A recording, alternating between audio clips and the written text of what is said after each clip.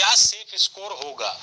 तो general paper में आप ये मान के चलिए कि मुझे लगता है 35 से 40 ये एक रिस्पेक्टेबल स्कोर है, 35 से 40। हिंदी के अंदर मुझे लगता है अगर मैं आउट ऑफ 100 बात करूं तो 85 तक स्कोर होना चाहिए। ठीक, same goes for Sanskrit as well, 85 यहां तक।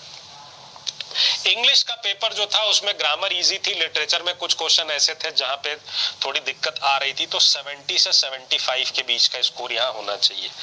मैथ साइंस में भाई पेपर तो ऐसा था कि 60 to 70 भी स्कोर कर ले कोई बहुत बड़ी बात है। बहुत सारे लोग होंगे जिनका इसके अंदर, मैं उन 100 नंबर की बात हो रही है इसको छोड़कर। और एसएसटी में भी आप मान के चलिए कि 70 से 75 के बीच का स्कोर है। तो अब आप इस हिसाब से देख लीजिए, क्या जैसे जिसका हिंदी है उसका ओवरऑल स्कोर 150 में से क्या होना चाहिए, तो ओवरऑल स्कोर 150 में से क्या होना चाहिए, तो आप इसी हिसाब से अंदाजा लगा लीजिए कि 5 5 10 हो गया, 8 3 11 1 12, 120 से लेकर 125 तक का स्कोर, ये मुझे लगता है मेरिट वाला स्कोर होगा।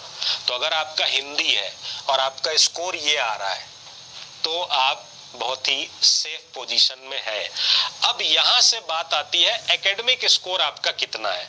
अगर मान लीजिए आपका एकेडमिक स्कोर 28, 29, 30, 31, 32 तक जा रहा है, तो आप अगर यहाँ पे 10 सवाल कम भी हैं तो भी चल जाएगा। मैं ये वाला जो नंबर बता रहा हूं ये मैं एक ऑन एन एवरेज बता रहा हूं कि अगर हमारा एकेडमिक स्कोर 25 है तो हमें कितना नंबर चाहिए। उसी हिसाब से अगर आपका एकेडमिक स्कोर 30 है तो आप यहाँ पे आराम से 10 क्वेश्चन कम कर सकते हैं अपने, और आप देख लीजिएगा जो गेस कर रहा हूँ लगभग उतना ही होना चाहिए। बाकी कम होता है बहुत अच्छी बात है। ठीक, same goes for Sanskrit. Sanskrit में भी मुझे लगता है कि 110 से लेकर 120 तक का स्कोर, हालांकि सागर सर तो कह रहे हैं कि सर कम से कम 120 प्लस होना चाहिए, पर चलो ठीक है मैं मान लेता हूँ 115 मान लेता हूँ कि 115 तक होना चाहिए। यहाँ भी वही हो सकता है 115 से 120 तक का स्कोर, किसमें, हिंदी में। ठीक है, हिंदी में। ये चीज किसमें आ गई, संस्कृत में आ गई, संस्कृत में। इंग्लिश के अंदर भी लगभग आप मान के चलिए कि 110 115 तक का स्कोर जो है वो क्या है, बढ़िया है।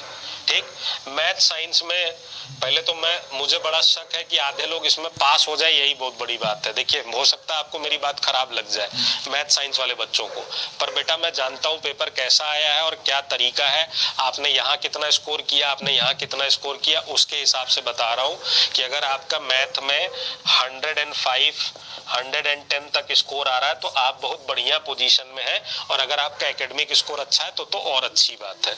ठीक है, तो और अच्छी बात है। ठीक है, ठीक। और एसएसटी में जिसका भी स्कोर 110 से 120 के बीच में है वो अच्छी पोजीशन में है।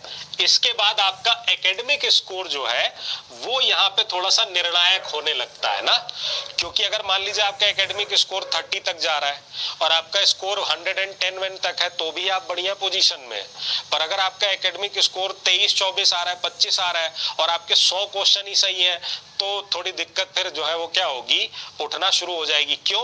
क्योंकि नंबर ऑफ सीट्स कम है, नंबर ऑफ सीट कम है। अगर हमारे पास नंबर ऑफ सीट अधिक होती ऑफ एप्लीकेंट्स, ठीक है, तो उसका कोई बहुत असर नहीं आएगा।